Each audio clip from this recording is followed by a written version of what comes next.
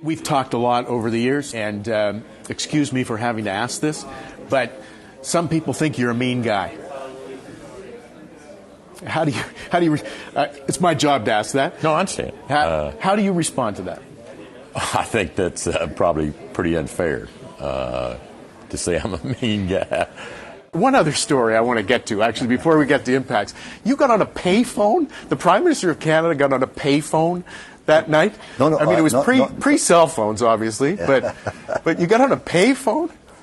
No, that was not that night. That was a couple of nights earlier at the York Club. Don't hit me for saying it. You were a thug. Well, you know, now I'm getting that of late. I just went to the game. I remember I played.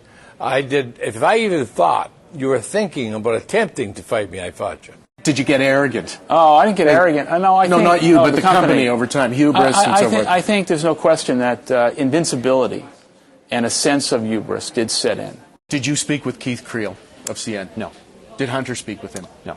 I mean, I don't speak for Hunter. But. Did you recommend to CP that they hire Keith Creel before Hunter Harrison? Well, we've heard wonderful things about Keith Creel. But did you recommend that to CP? We understand he's an excellent operating executive. We said to them, look, one of the things you could do is you could recruit Keith Creel from or other potential prior candidates. To hiring Hunter Harrison, so he would not be in breach of his non-solicit. That's correct. It sounded a bit like you were starting to lose it. In that one of your people told you to leave the room during a presentation. You read the book. Yeah, I read the book. And you were breathing down their neck, and they said, "Get out of here." Well, I think that's I wrote about that because I think it's very instructive. So what's a fair ratio, though, for CEO to factory worker? Before the crisis, it was 411 times. It's maybe in the 300s now. I don't know if we should look at it that way. We need to make sure. We need to make sure that we have a social fabric that's strong. But is that weakening the social fabric? I mean, some people... I think it's a subset of many factors. When you were asked in front of Congress whether you were wrong, you said only partially, I think, and that you had found a flaw. Some people found that arrogant. I mean, did you...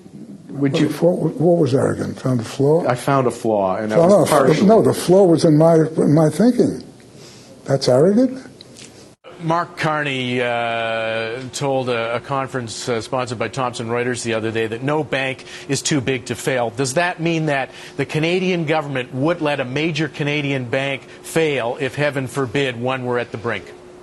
Well, our view is that all financial institutions should be effectively supervised. That's what we do in Canada, regardless of the size of the financial institution. But our top 5 banks in Canada are world-sized banks. But that's They're in the top 50. My question was, would the Canadian government let a major Canadian bank fail? Well, we're going to regulate them so that they don't. And we're going to make sure that they have adequate reserves so that they don't. And we're going to cap their leverage so they don't. Did you privately ever worry, like, I might sell this country down the drain? Well, which was the fear and the protests to that effect.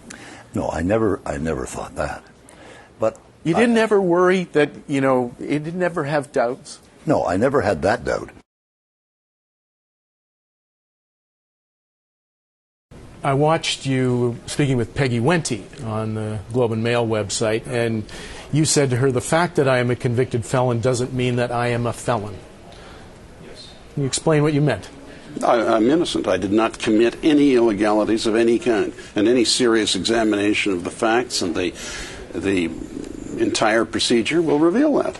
But there is still, correct me if I'm wrong, one fraud conviction and one obstruction of justice conviction. Not by Canadian standards, Howard. But you were convicted in the United States. You'll allow me to answer. Absolutely. There were 17 counts. All of them were either abandoned, rejected by jurors, or unanimously vacated by the U.S. Supreme Court in a procedure that would not possibly be emulated in any other serious country apart from the U.S. The Supreme Court then remanded to a lower court, which had excoriated for misreading the law and misapplying the law to the responsibility of assessing the gravity of its own errors, and that lower court revived 2 counts. I don't consider that a conviction. I consider it a self-serving fig leaf by a megalomaniacal judge. But does it matter what you consider it, or does it matter what that the judge wasn't the considers issue. it? You asked me what I thought the difference between a convicted felon and a felon was, and I gave you my answer. You're asking my opinion. I gave you my opinion. Let me read. As for what official matters say, I've dealt with them. Insofar as there were convictions, I dealt with the sentence. I was discharged. I've left the country, and it's over. I want to ask you about your family a bit. It's a storied family, and I ask with the most respect because I know it was a sensitive situation. But I want you to reflect back on the sale of Seagram. What do you think now? Same as I thought then. Which was, for the record? For the record, a terrible tragedy. Period. Still bothers you? Always will. Yeah. Is it because of the emotional attachment to your mom and dad, or the no? It's what? Yes, it was our DNA as a family, but more important than that, it was what happened to the other shareholders who lost a hell of a lot of money. It's what happened to my colleagues, our employees. Those I feel the worst for, and what happened to my own self-image and my kids' self-image. It was, frankly, it was devastating. What do you mean to your self-image and your kids' self-image? Because we knew who we were. You know, it's something since I was a kid. I'd walk into a bar, the first thing I'd do is look whose brands are on the back of the bar. So you knew who you were. This was your identity. This was what made you tick. And also, by the way, it was a great business. And it was maybe about the only business in the world that when your inventory doesn't sell, it becomes more valuable. For instance, you have a 6-year-old whiskey, and it doesn't sell as well as it should. Well, suddenly, 2 years later, it's 8 years old. You can command a better price for it, etc. It was a very interesting business, and it was a serious one. And to see it go back down the tubes, and to see Crown Royal and other Chivas Regal being sold by somebody else, that hurts. Do you talk to your nephew much? Not much, no. No? Because of this? Yes. And what do you think about when you think back to your dad? I mean, how do you think, I mean, I know he's been gone a long time, since the early 1970s, but how do you think he would think about this now? You feel worse than I feel. He didn't build up that business to see it go away. It's a very hard question to answer, and I get very emotional every time I think about it. But, look, life goes on, and look, I lost a wife suddenly. My family lost a business pretty well suddenly, although there were signals out there, and I've always felt responsible for not having fought as hard as maybe I might have fought. But that would have ended up in a family war. Family war, nobody wins. And probably the same results at the end of the day would have happened. So you suck in your gut and you go on to something else. My sense is that you have absolutely loved this job. 43 years? Great. But I mean the CEO job. Oh, CEO, obviously, whatever career you end, if you can end at the top of whatever you choose, it's a great feeling, absolutely. Is it emotional for you to leave? Nah, it's emotion, mixed feelings. You know, my kids say I get teary-eyed. Nah, sometimes, yes. I've seen a little here. You see, no. It is actually 43 years, fantastic. I think you had a small position in Barrick when we spoke. I have in my fund, I have a large position in Barrick, and I believe that Barrick is probably the best buy on the board. The best buy on the board? Of gold. Of gold? Yeah. What do you think about the governance issues there? I don't think anything of the governance issues there. They've fixed the governance issues. Have they? They haven't got more independent directors in yet. Does that bother you? All the directors are independent. How do you say more independent directors? They've brought on an unbelievably capable guy who is being put in as a replacement for Peter Monk. John Thornton? Yes. Is he worth all that money?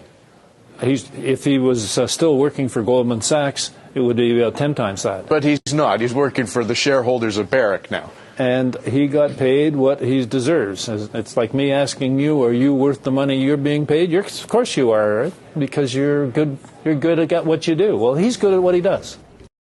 Let me just ask you a couple questions about Ratner, because in his book, he describes you as somebody who can turn on the charm, but also that you're pretty tough.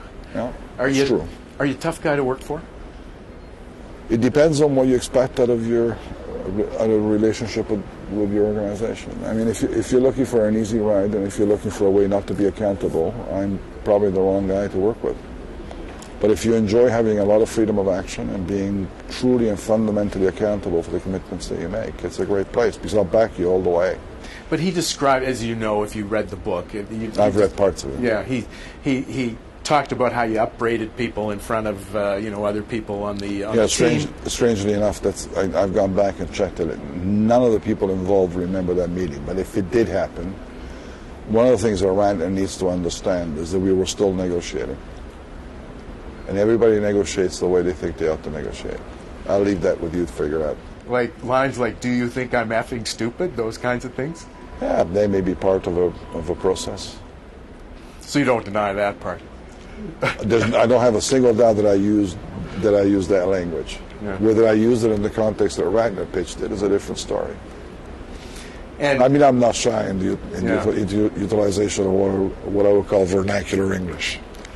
Colorful from time to time. It's impactful. I think it gets to the point, and it's incredibly short. It's efficient. Does it hurt people sometimes, though?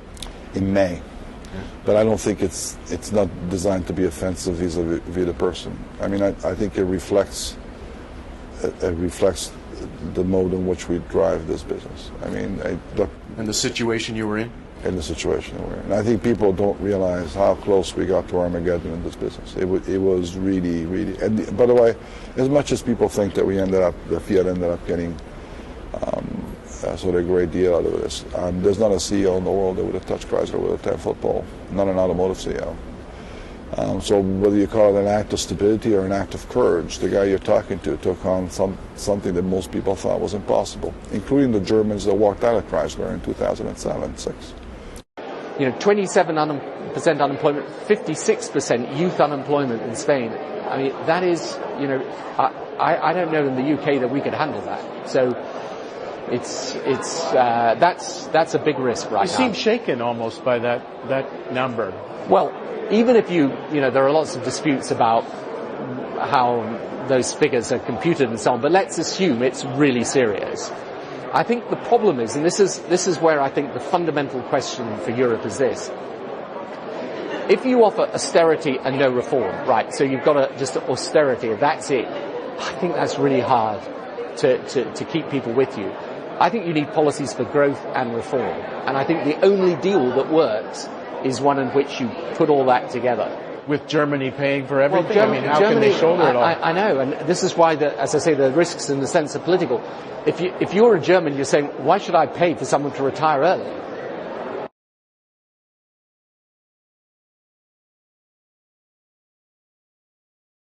What struck me, among the many things that struck me when I read the book, and I knew this about you beforehand because we'd spoken many times, but you have no sentimentality at all as a trader. You cut your losses, get out. Right. But it struck me you were sentimental about the old Bear Stearns. Is that fair? I was sentimental about the people. I felt a very strong affinity towards them. We had some tremendous talent, and we had a great culture. I know that from the people who came to us from other firms. That's the first thing they remarked about. I know that from people who left Bear Stearns and told me the thing they missed was, the culture, the way we took care of our people, the consideration I think we showed them. And what happened to the culture? Well, I kind of retired, I guess. I was 73 at the time, so it's about about 9 years ago.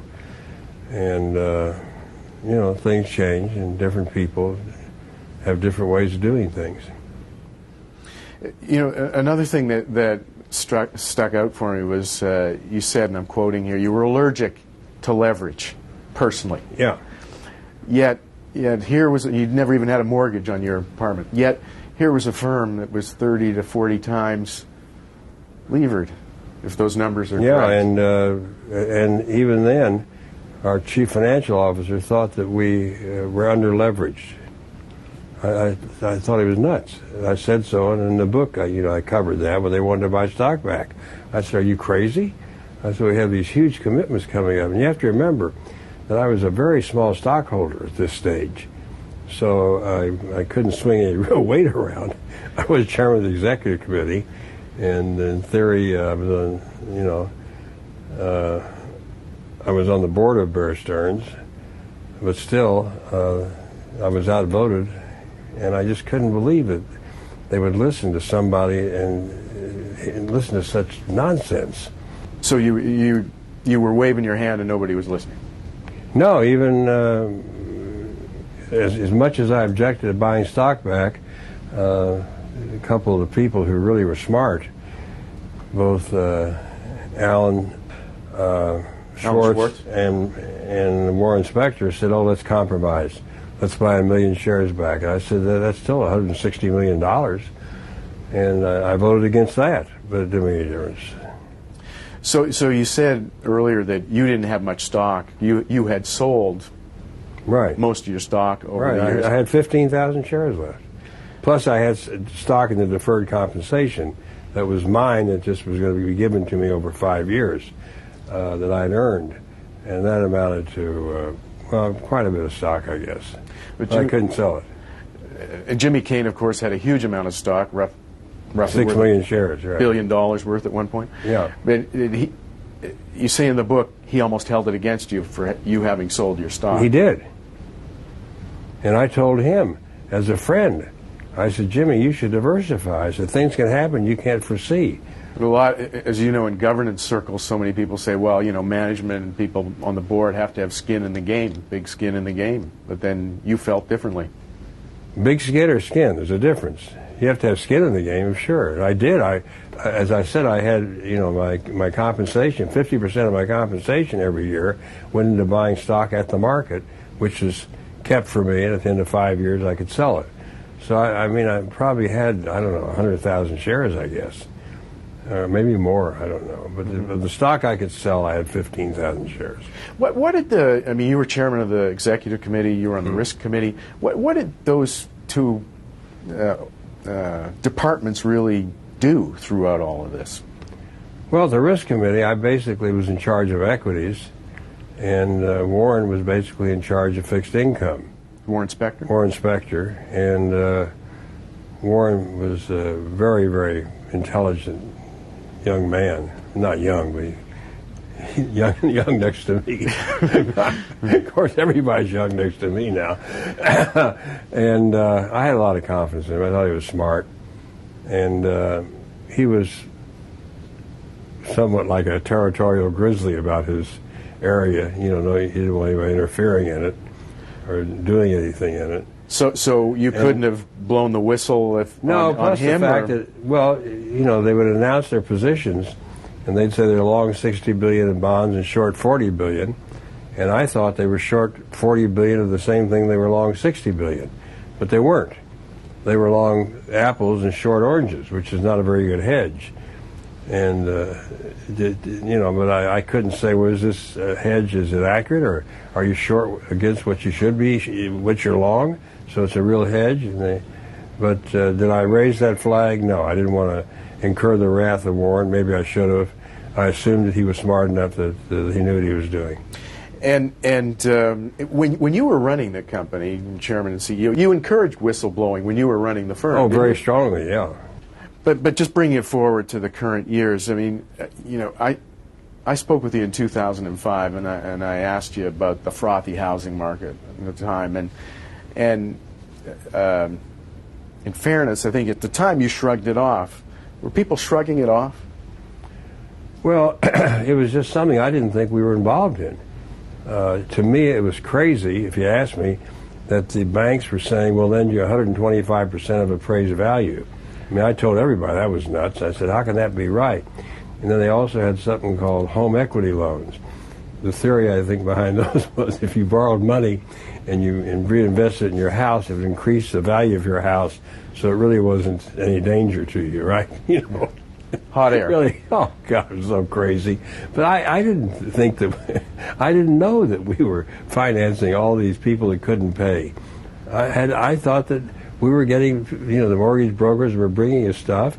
They were bringing us people that had filled out the thing correctly, had jobs and so forth, proven records and so forth. We didn't know they were just I didn't know they were manufacturing this stuff. How could that have passed by one of the noted risk managers of our time, really?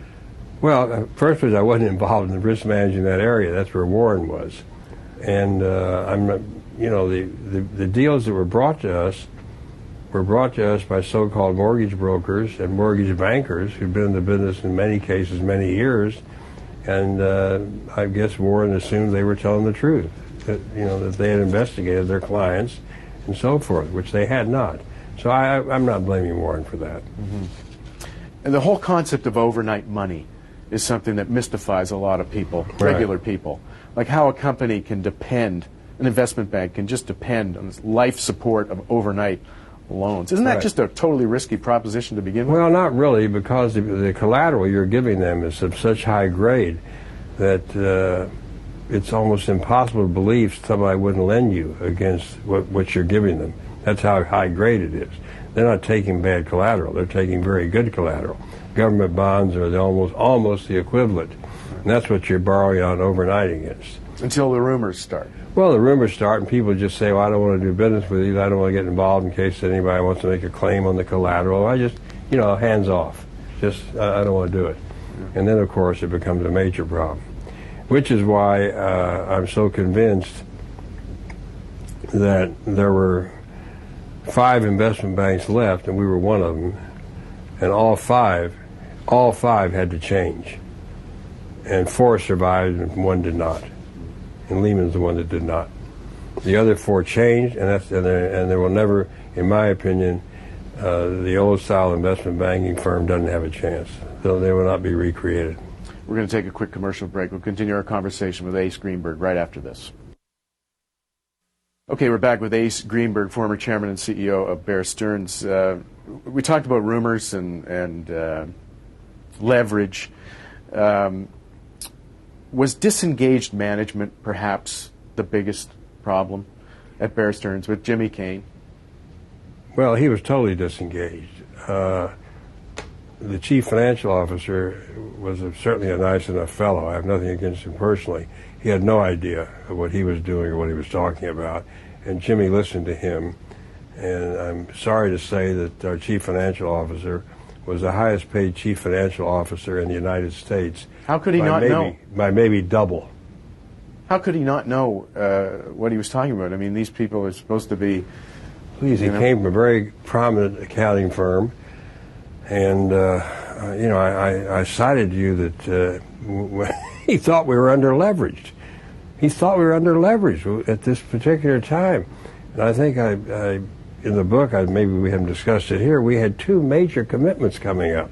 One was Hilton Hotels, and the other was that Cablevision wanted to go private, and we were going to be the bankers on both.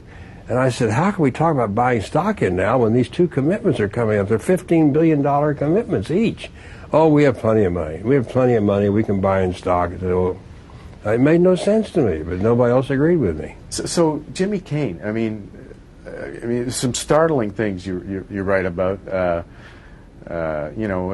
which were all public at the time, made public, playing bridge, smoking dope, playing golf, and so you actually saw him smoking dope? Well, I don't want to talk about that. It's in the book, right? Well, did I see him smoking in the office, or did I see him smoking elsewhere? Well, elsewhere. Well, but I don't want to get into that. That was well chronicled, and I don't know where the Wall Street Journal got the information on that, but they got plenty of information, and I can assure you they did not get it from me. it was a shame. I was very close to this guy, and I thought he was a dear friend of mine. And little did I know, for the past 20 years, he was plotting against me and waiting for the day where he could so-called, topple me, have control of the board, that kind of stuff. I had no knowledge of it. I was never concerned about my position at Bear Stearns. I'd done a pretty good job with the firm, and I was a very, very big producer of business, which he was not. So I wasn't worried about Jimmy Kane. It was like worrying about nothing.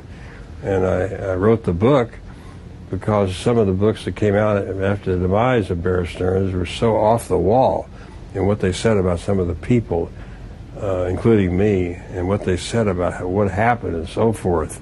And I just said, I'm going to write a book and just try to write this, which I did. Everything I said in that book, I can tell you, is 100% true.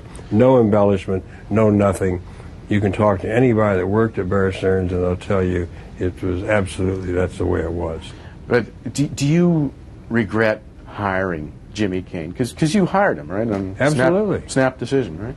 Well, it wasn't a snap decision, but he was in the security business, but he was in the municipal bond business. He was not eligible to sell stocks or to solicit people to buy stocks until he passed certain examinations of the New York Stock Exchange. But he certainly understood the municipal bond market a little bit and looked like somebody who would be a salesman, which he could be. And he has a good personality when he turns it on. And, of course, he can be very, very difficult, with people lower stature, not in size. But I mean, the story that you write about in the book is the bridge story, and he sat down, his bridge bravado, if I can put it that way, and he said, when you're talking about bridge, he said to you, if you play for the rest of your life and work at it with really great players, you'll never be as good as I am now. That's what he said. And you thought? I thought that was, that's the kind of spirit I happen to like. I didn't hold that against him that he said that. Not for a second. Was that a trader's snap judgment, though? Mine? Yeah. Well, we hire a lot of people. And when you hire people, you're not entering into a lifetime contract. If they don't work out, they leave because they don't like you or you don't like them. So hiring people is always kind of an experiment. You don't know how it's going to work out. Not every hire works out great. That hire certainly looked like it worked out good for a while, I'll tell you that. He was a very good proselytizer in hiring people. And, But you call him a megalomaniac, ultimately. Yeah, he went crazy. The stock going up just changed him and his whole attitude towards everybody. And I really, I tried to do the right thing. I mentioned the thing about the elevator. I said, Jimmy, if you want to change your image around here, this is when the end of Bear Stearns. When he was using the elevator just for himself. Yeah, he tied the elevator just for himself. And he said, well, it's only between 8 and 9 in the morning. I said, Jimmy, that's when everybody's waiting in line to get on the elevator. That's when they see you commandeer an elevator. I said, it's not part of our Bear Stearns culture. So he quit that. But it was too late. He turned off too many people. Let me ask some broader questions. I mean, given what happened and the wreckage from the financial crisis, how do you feel about all the taxpayer money that ended up having to be spent really all over the world to support economies after the financial implosion? Economies or companies? Companies and economies through stimulus plans. I mean, even in Canada, we had to spend billions of dollars to stimulate the economy. Right. Well, look, I don't know about the leaders in Canada. I know our leaders here were faced with a major, major problem in the last days of the Bush administration, when Paulson had to make some terribly tough decisions, and I think he did the right thing. And he was criticized for saying he was going to use the TARP money for one thing and using it for something else. Well, businessmen make decisions like that. And if they see something isn't working, they change. And if they saw the TARP money wasn't being used the way they thought it was going to be used, the banks didn't want to sell their assets at 30 cents on the dollar and decimate their capital. So then they took the TARP money and did something else. They bought interest in the banks, which is working out fine. I think they've gotten back 70% of the money that they lent on TARP so far. And they'll probably get paid in full, that's my guess. Or make money. Probably make money. The thing with AIG is different. Was Paulson right in doing what he did for AIG? Yeah, I think so. because if AIG had gone under, I think all of Europe would have gone under, because so many of the banks over there had depended on AIG for their so-called hedging. So it was very complicated, and I think the decisions that Paulson made were right, and I certainly think the decisions that the Obama administration made were really on target. What about the public's view of banker compensation? So investment banking or commercial banking? Well, both, really. You know, anybody who got help in particular. I mean, how can bankers justify high compensation given all the wreckage from the crisis? Well, let me ask you this. If a bank does not owe money now to anybody, the government does not owe the government any money, if they paid the government back, and if the government took the options that they received and sold them at a very big profit, probably making 25 or 30% on their money overall, the government, if every program the government went into, they made 25 or 30% on the market, we wouldn't have any national debt, believe me. I don't think any other thing they've ever done, they've actually made money. I think when Chrysler and Lockheed, I think they probably broke even or made a little bit of money. Those are two previous bailouts, but they were small next to this. So compensation's justified? So no, my point is that after they paid back this money, and the government is paid off, and the corporations now are supposedly run by their stockholders and their board of directors, and if they, I guess in this country, they're the people that determine how much money should be paid to executives. Not the fact that the government once loaned them money. That shouldn't determine how much they get paid, should it? I don't think so. I remember once you said to me, when I asked you about compensation years ago, you said, what, like baseball players, all the money they made? Yeah, right. Or basketball players? But they... How about football coaches? But they don't pose a systemic risk to the economy like bankers, right? Sports stars. Well, is that true? They pose some risks to other people. I'm not going to talk about that. Let's just take a quick break and conclude our conversation with Ace Greenberg right after this. Okay, a couple minutes left with Ace Greenberg. You know, you finished the book writing about your dad. Right. And I remember the very first interview you and I did in 2002, you talked about your dad. If you know, you got something bad today, sell it today, because it'll be worse tomorrow. So what would your dad have thought about what happened to Bear Stearns? If I'd explained it to him, I would have said very simply that no big so-called investment bank can stand a run on it. They just can't. And Goldman Sachs, with their brilliant performance of the last few years, found themselves in danger due to a run. And of course, as you know, they immediately went out and sold stock to Warren Buffett, and became a bank. Now, if you're a bank and you're solvent, the Fed will take care of you. They'll say, well, this bank's solvent. It's a joke. You give them the money, let them pay off those guys. A week, they'll get it back, and so forth. And that doesn't happen. People have said to me, if the window had been open, like it is now, for investment banks to pledge their securities, with the Fed would have made a difference, would you still be here? The answer is no, we would not. But did you think about your dad when everything was going down? I mean, you respected him more than anybody. Well, he was obviously a great influence, not only on me, but my brother and my sister feel the same way. We all had the same feeling about him. He was unusual, very smart, and had a great sense of humor. And I remember I came home one night from New York. I've been here, so I was 22 and my brother was 17. And my father said to my brother, "What are you going to do tonight?" He said, "I have a date." And my father said, "Who is he?" He said, "I don't think you know the young lady." He said, "Well, I sure hope the young lady's father has a car." And my brother, "What?" He wasn't going to let him have the car if he didn't know who the girl was. Well, that was an example of his humor. And I'll never forget that. He said, "Well, I hope the young lady the father has a nice car." But he, he had a way. There were some things that he did that even I forgot about.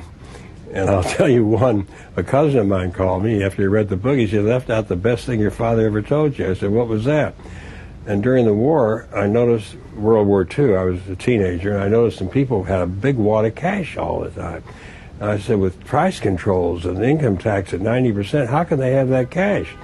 My father said, well, they do business off the books. They get paid in cash. And it's not right, and that's what they do. I said, well, do you do that? He said, let me tell you something. I never want to end up working for my secretary or my accountant. which is pretty good advice, right? Which a lot of people learn the hard way. But that was just the way he looked at things, and he just rattled these things off like nothing. They came out just almost like a little bubbly spring. So he was a great guy. We will leave it there, sir. Many thanks. Okay, good seeing you. Thank you. That's Ace Greenberg, former chairman and CEO of Bear Stearns and vice chairman emeritus at J.P. Morgan. And still alive. Hello, I'm Howard Green. Well, it is hard to find anyone who is neutral on Conrad Black. The former media tycoon recently settled with regulators in the U.S., where he is barred from becoming an officer or director of a public company. But he still faces a matter before the Ontario Securities Commission. The regulator revived its case pending the resolution of Black's legal issues south of the border. On October 21st, the OSC will hold a confidential pre-hearing conference. Conrad Black served 3 years in American prisons, originally convicted of obstruction of justice and 3 counts of fraud in connection with his time as CEO of newspaper company Hollinger. 2 of the fraud convictions were ultimately thrown out on appeal. I spoke with him recently about newspapers, his latest book about the U.S., Flight of the Eagle, and, of course, his legal issues. Thanks for coming in. Thank you for having me, Howard. So I want to get to the United States and your book and newspapers, but first I have to ask you about some legal things, if you'll indulge me. The SEC, you settled with the SEC, a fine of $4.1 million U.S., but the OSC has revived a case that it closed down in 2005. You've referred to it, I believe, as a technical matter. What do you mean by that? Look, I want to clarify a couple of things. On the SEC, there was a wrap-up of a bunch of lawsuits together, including theirs. And one of them was my libel case against the authors of the special committee report that started this entire sequence of criminal and civil actions. The Breeden report. Yeah. And Breeden and the fellow authors of that report paid me $4.1 million, by far the largest libel settlement in the history of this country. And this country, as you know, has a civil tort of defamation, unlike the United States. But did you have to pay a fine to the SEC? If I may. In effect, Breeden paid the SEC for me, and then $2 million was remitted to me. $6 million was frozen, $2 million was remitted to me, and $4 million was from Breeden to me to the SEC. That's what happened. Not Breeden himself, but a group of them, including Breeden. And then, in addition, the other suits, which were over $1 billion initially against me, and I had countersuits, ended up with me receiving a further $6 million. So the whole thing was a net win for me. But you are barred from becoming a director of a U.S. You couldn't pay me enough to become one, Howard. I was like my late friend Bill Buckley, who, when asked to refrain from that for 5 years, said, "I'll give you 10." You see? And now, as to the... That's not a humiliation for you, being barred from being a public No, because director? I accepted it. Absolutely not. I consider the whole thing to be a badge of honor. I didn't do anything. I was persecuted half to death, and given the correlation of forces and the fact that the U.S. justice system is a sausage factory to grind up anyone that's in its crosshairs, I feel I've done well. Now, as for the OSC... the technical matter is they are claiming that because of the resolution of matters in the United States, I can, by their decree and without further formalities, be barred from being a director or officer of a public company. And again, you would not mind that here, based on what you said about the United States. We have an existing arrangement with the OSC, which is that I will not seek to be a director or officer of a public company without checking with them first. And our position is what happened in the United States does not confer upon them any automatic right to do anything. But I'm happy to continue the existing arrangement. And since I wouldn't accept such an appointment, it's academic. So what do you anticipate? Because there will be a confidential pre-hearing conference October 21st. We will tell them, as my counsel Peter Howard told them in the hearing last week, that if they want to take this further, we will put the OSC on trial, and we will get them to explain why they killed my privatization bid in 2005, which caused a loss of shareholder value of $300 million. You will put the OSC on trial? That was Mr. Howard's phrase, and he was quoting Alan Lenzner in another case some years ago. The trial will be of them and not of me. If that's what they want, they can have it. It's a tougher OSC than it was a few years ago. I couldn't care less how tough it is. After what I've been through, Howard, believe me, they're not going to frighten me. You know, I watched you speaking with Peggy Wente on the Globe and Mail website, and you said to her, the fact that I am a convicted felon doesn't mean that I am a felon. Yes. Can you explain what you meant? I'm innocent. I did not commit any illegalities of any kind, and any serious examination of the facts and the entire procedure will reveal that. But there is still, correct me if I'm wrong, one fraud conviction and one obstruction of justice conviction. Not by Canadian standards, Howard. But you were convicted in the United States. You'll allow me to answer. Absolutely. There were 17 counts. All of them were either abandoned, rejected by jurors, or unanimously vacated by the U.S. Supreme Court in a procedure that would not possibly be emulated in any other serious country apart from the U.S. The Supreme Court then remanded to a lower court, which had excoriated for misreading the law and misapplying the law, to the responsibility of assessing the gravity of its own errors, and that lower court revived 2 counts. I don't consider that a conviction. I consider it a self-serving fig leaf by a megalomaniacal judge. But does it matter what you consider it, or does it matter what the judge considers it? That wasn't the issue. You asked me what I thought the difference between a convicted felon and a felon was, and I gave you my answer. You asked my opinion, I gave you my opinion. Let me read As for what official matters say, I've dealt with them. Insofar as there were convictions, I dealt with the sentence, I was discharged, I've left the country, and it's over. In the flap bio, if I may, Black served 3 years in U.S. federal prisons tutoring fellow prisoners for their secondary school matriculations, although all charges against him were eventually abandoned, rejected by jurors, or vacated by the U.S. Supreme Court. When I looked at that and I showed it to other people, they didn't quite remember it that way. Well, they weren't the defendants, were they? You tell me what is inaccurate in that.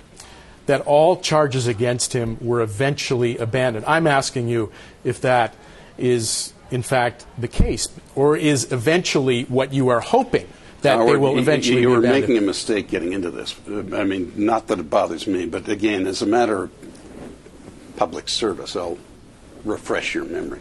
There were 17 counts. 5 were abandoned.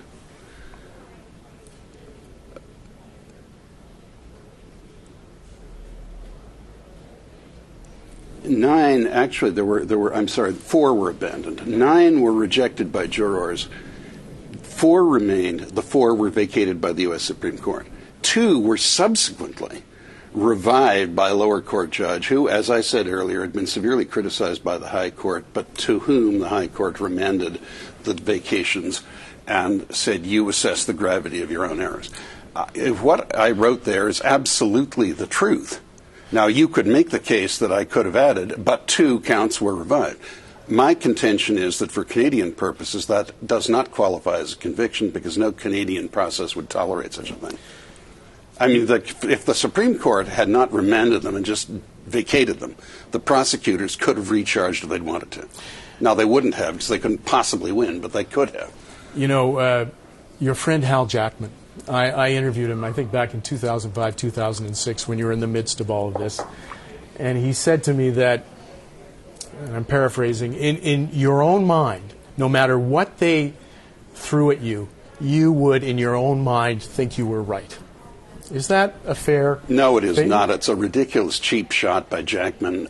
Yes, he's a friend of mine. He's an old friend of mine. We've had our ups and downs. His corporate conduct has frequently been the subject of some comment. I think that he's been fine. But that, we're all amateur psychiatrists, Howard, and I didn't come on here to say what Jackman, in a joking moment years ago, said, purporting to play unlicensed psychoanalyst with me.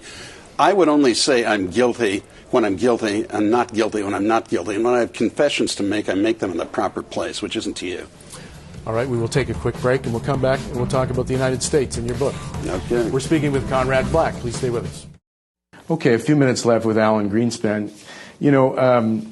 I have to ask you on reflections, your reflections on the crisis. There are a lot of people who said to me, I'm going to talk to Alan Greenspan. They want to give it to you. They think you were part of the problem. I know you've heard that before. I'm not the first to say that. You're not. At least you're taking it with good humor. But do you look back and wish you did anything differently? No. You have to remember that, well, first of all, it's very difficult for me because it's not clear what it is that I should have done differently because different people say it's different things. Like keep rates down, supervise the banks better? Okay, look, keeping rates down, we in 2003, I think the argument there is that we kept short-term rates down for a very fundamentally important reason, which I would do at any time, which we're doing now, because we had evidence of deflationary forces moving. But the far more important question is that had no effect on long-term interest rates. It had no effect on the money supply. It had no effect on anything that one could imagine that could conceivably could be an element in the crisis. Not short-term mortgage rates, teaser rates, and so forth? That issue is not an issue which the Federal Reserve was involved in. That basically is a question of adjustable rate mortgages, which occurred largely because the Department of Housing and Urban Development created a very large affordable housing goal for our GSAs, our Fannie Mae and Freddie Mac, which essentially created a massive increase in the demand for basically securitized subprime mortgages. And because the market eventually of the very sound little market that we had were fixed subprime mortgages, which was working very well, it exploded, and it could only function with all of these problems which are associated with. But you can't say the Federal Reserve is responsible for this. But were you driven by your own ideology and blinded to certain things? Well, it depends what you mean by ideology. Was I driven by the ideas which I thought were the correct ideas? Of course, everyone is. But that people would self-regulate themselves out of self-interest? Well, no, it is certainly the case that having been in the financial market for a very long period of time, it had been my experience that you could count on individuals in the financial area to basically endeavor to protect their shareholders' equity. And indeed, it is one of the problems that we had was one mistake that was made was the New York Stock Exchange in 1970 created rules that enabled broker-dealers, which heretofore had been partnerships, to incorporate. When they were partnerships, they wouldn't lend a nickel to anybody overnight. It's only when they began to get into a position where it became corporate issues that a number of things expanded. Why the Federal Reserve is responsible for that, I haven't a clue, because that was not what our legal authorities were on a group of holding companies and subsidiaries, none of which were really a problem. But, I mean, you've heard all this before, but folks think, well, you busted the dot-com bubble, with irrational exuberance, that comment, but you didn't do it with housing. People warned you, like, say, Bill White of the BIS at Jackson Hole, and he told us you waved him off, opposed regulation of derivatives and so forth. I mean, how do you deal with all of that? Well, because I know Bill White very well. If you actually sat in on those meetings, you will find that meeting had a whole group of academic economists, all of whom disagreed with Bill White. So that, you forget also that I've been at innumerable meetings in which other Bill Whites made forecasts which never turned out right.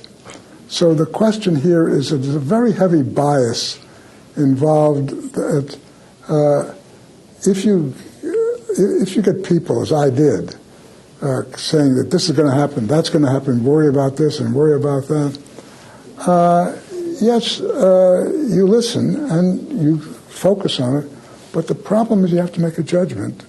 And the vast majority of times, those forecasts were wrong. And so that you begin to get, you have to be selective. I just have one more question. I don't want to beat a dead horse here, but when you were asked in front of Congress whether you were wrong, you said only partially, I think, and that you had found a flaw. Some people found that arrogant. I mean, would you? What was arrogant? Found a flaw? I found a flaw, and that was partially. No, the flaw was in my thinking. That's arrogant? I guess it didn't come out that way for some people. Well, that's their problem, not mine. Certainly, because I explained it precisely what it was.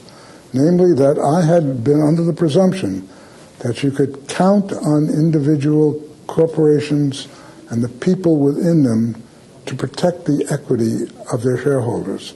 I was wrong on that. That is a flaw in my thinking. If people think that it's a flaw in the system, I would say that the English language is being misused. All right. Well, it's been a great pleasure having you with us. Many thanks for making time. Pleasure.